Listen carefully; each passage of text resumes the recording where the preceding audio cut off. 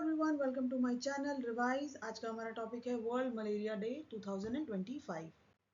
सबसे पहले जानते हैं कि इसको कब मनाया जाता है। वर्ल्ड मलेरिया डे को हर साल 25 अप्रैल को मनाया जाता है वैश्विक स्तर पर and it is globally recognised by World Health Organisation. इसकी शुरुआत हुई थी 2007 में और 2025 का थीम है मलेरिया एंड्स विद अस, री इन्वेस्ट, री imagine and re ignite. Right, कुछ की पॉइंट्स के बारे में जान लेते हैं। 2015 से लेकर 2023 के बीच मलेरिया के मामलों में 89.5% की रिडक्शन आई है और इससे होने वाली मृत्यु में भी 78.5% की रिडक्शन आई है, कमी आई है। और 2023 में 23 राज्यों और यूनियन टेरिटरीज में मलेरिया का कोई भी केस सामने नहीं आया है।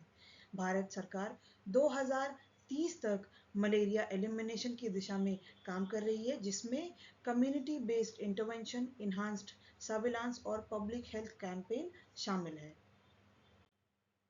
कुछ माइलस्टोन हासिल किए हैं भारत ने, उसी के बारे में हमारी स्लाइड है। सबसे पहले भारत वर्ल्ड हेल्थ ऑर्गेनाइजेशन की हाई बर्डन हाई इम्पैक्ट यानी कि उच्च बोझ से उच्च प्रभाव ये जो लिस्ट थी उसमें से बाहर हो गया है। भारत अब टॉप 11 हाई बर्डन कंट्रीज में शामिल नहीं है, जो इसकी सफलता की वैश्विक मान्यता को दर्शाता है, showing global recognition of its success. Next है मलेरिया के मामलों में 80% की कमी आई है और मलेरिया से होने वाली मृत्यु में भी 79% की कमी आई है। एनुअल ब्लड एग्जामिनेशन रेट 2015 में 9.58 से बढ़कर 2023 में 11.62% हो गया है। राइट, जिससे निगरानी और प्रारंभिक पहचान यानी कि अर्ली डिटेंशन जो है, डिटेक्शन है, उसमें मजबूती हुई है। ये एनुअल ब्लड एग्जामिनेशन रेट क्या होता है? ये मलेरिया का सर्विलांस कवरेज है, उसको एक उसकी कवरेज करने के लिए, उसका सर्विलांस करने के लिए एक उपाय है जो पूरे एक साल में मलेरिया के लिए जांच की गई आबादी के प्रतिशत को दर्शाता है। राइट, कि ये दर्शाता है कि पूरे साल में 100 में से कितने लोगों की मलेरिया के लिए जांच की गई थी। तो this is called annual blood examination rate. साथ ही 122 जिलों में 122 जिलों में 2023 में मलेरिया के कोई मामले सामने नहीं आए हैं, जो इसके लोकल एलिमिनेशन को दर्शाते हैं।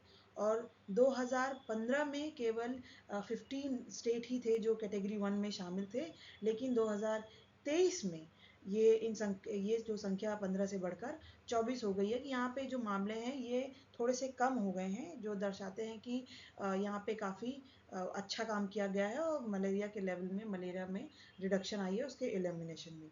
नेक्स्ट, लद्दाख, लक्षद्वीप और पुडुचेरी में 2023 में कोई भी इंडिजिनस मामले नहीं आए हैं मलेरिया के, जिससे वे सब नेशनल मलेरिया एलिमिनेशन सर्टिफिकेशन के लिए पात्र हो गए हैं। मतलब उनको अब ये सर्टिफिकेशन मिल सकता है, किससे? लद्दाख, लक्षद्वीप और पुडुचेरी को। अब सरकार की कुछ स्ट्रैटेजीज के बारे में जानते हैं कि सरकार ने मलेरिया को एलिमिनेट करने के लिए कौन कौन सी स्ट्रैटेजीज अपनाई थी। मलेरिया को ख़त्म करने के लिए मलेरिया सर्विलांस एक कोर इंटरवेंशन था गवर्नमेंट का, और केस मैनेजमेंट जो कि था टेस्टिंग, ट्रीटिंग एंड ट्रैकिंग, इसको बढ़ाकर और ऑप्टिमाइज करके, अनुकूलित करके मलेरिया डायग्नोसिस और ट्रीटमेंट तक यूनिवर्सल एक्सेस को इंश्योर किया गया बाय द गवर्नमेंट।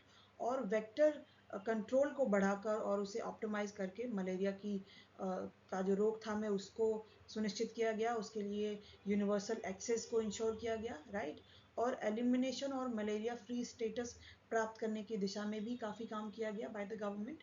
एंड इसके लिए promoting research and supporting the generation of strategic information for malaria elimination, इसके लिए सरकार ने काफ़ी काम किया है कि इसका जो ट्रांसमिशन है उसको कर्टेल किया जा सके, मलेरिया एलिमिनेशन को कर्टेल किया जा सके, और इसका जो रीस्टैब्लिशमेंट है, राइट, रीस्टैब्लिशमेंट की रोकथाम के लिए भी काफ़ी स्ट्रैटेजिक जानकारी के सृजन में अनुसंधान को बढ़ावा दिया गया है, रिसर्च को प्रमोट किया गया है।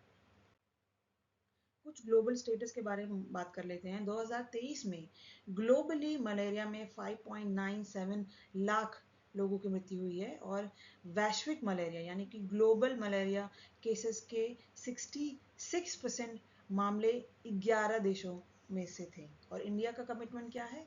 इंडिया 2030 तक मलेरिया को कम्प्लीटली एलिमिनेट करने का अपना लक्ष्य टारगेट किया है। और इंटरमीडिएट इसका टारगेट क्या है कि तब तक 2027 तक ज़ीरो इंडिजिनस केसेस आने चाहिए और 2030 तक एलिमिनेशन ऑफ मलेरिया, ये उद्देश्य रखा गया है। और इस उद्देश्य की प्राप्ति के लिए बहुत सारे फ्रेमवर्क इसमें काम करेंगे, इस मिशन को गाइड करेंगे। वो पहला है national framework for malaria elimination, NS national strategic plan 2023 to 2027।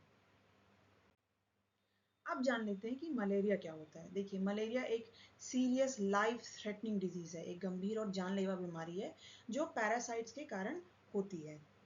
और इन्फेक्टेड फीमेल एनोफिलीज जो मस्कीटो होता है उसके काटने से मनुष्यों में फैलती है। ठीक, तो ये इसके कारण, ये जो फीमेल एनोफिलीज मस्कीटो होता है उसी के कारण मलेरिया होता है अगर वो काट लेता है।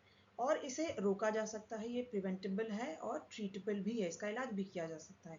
लेकिन अगर इसका इलाज न किया जाए, इफ़ अनट्रीटेड, खास तौर से कब, जब प्लाज्मोडियम फॉल्सिफेरम इसके कारण अगर इन्फेक्शन हो जाता है, इसके कारण अगर संक्रमण हो जाता है, अगर इसका इलाज ना किया जाए तो ये 24 घंटे के भीतर गंभीर बीमारी या यहाँ तक कि उसके कारण लोगों की मृत्यु भी हो सकती है। मलेरिया सीधे एक व्यक्ति से दूसरे व्यक्ति में नहीं फैलता कि मुझे हुआ है और आपको हो गया, नहीं, ऐसा नहीं होता।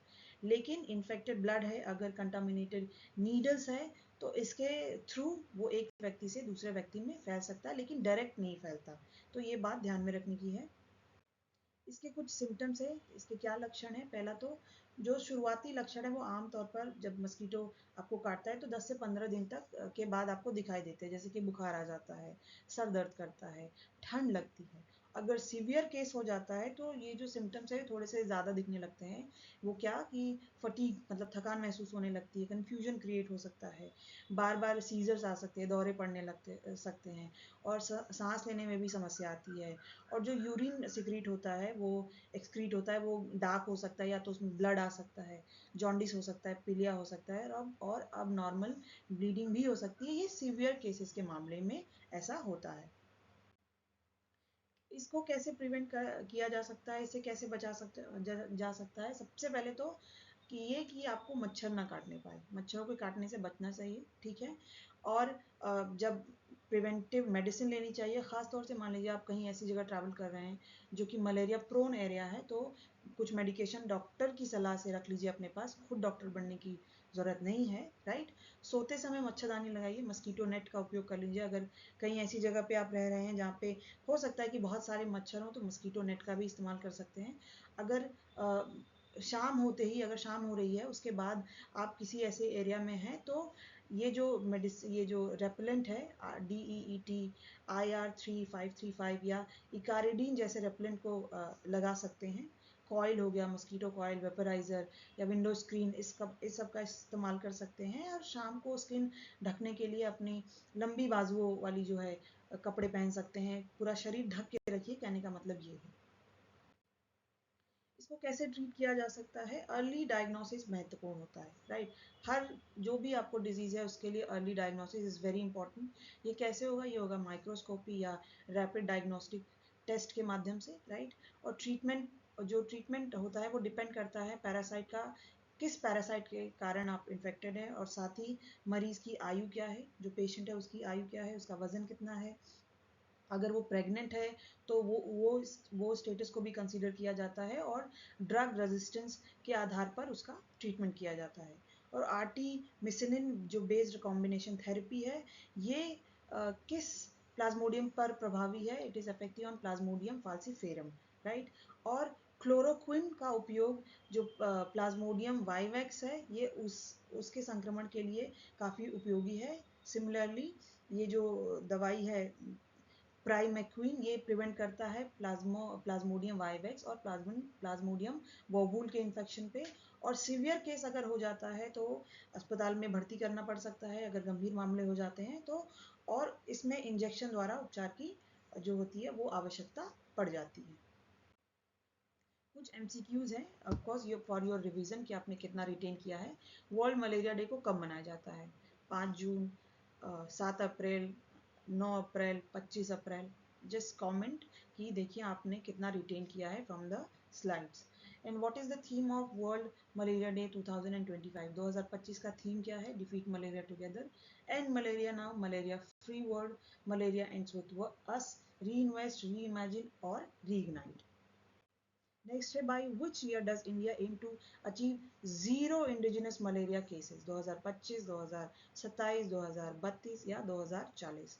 And next question is, India's exited WHO's high burden to impact to a high impact list in which year? कब ये जो लिस्ट थी WHO की उसमें से भारत कब बाहर आया? 2022 में, 23 में, 24 या 25 में? आई होप आपको ये वीडियो पसंद आए, तो प्लीज़ इसे लाइक कीजिए, कमेंट कीजिए, शेयर कीजिए और सब्सक्राइब कीजिए। Thank you so much.